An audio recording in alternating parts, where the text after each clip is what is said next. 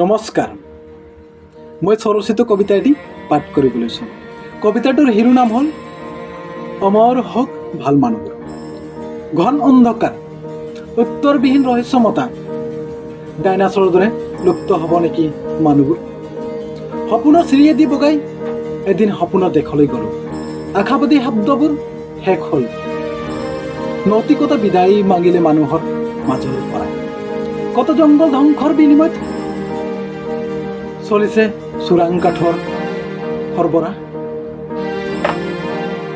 চলে কত অনৈতিক কাৰ্য, আঁৰত লুকাই থাকে একাংশ ৰাজনৈতিক নেতা, কিছু নামজ্বলা ছাত্ৰ নেতা আৰু কেতিয়াবা সমাজ ৰক্ষকসকল।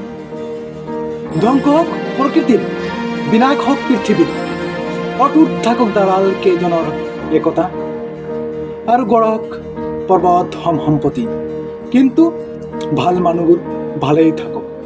আমাৰ হওক ভাল মানুহবোৰ। ধন্যবাদ।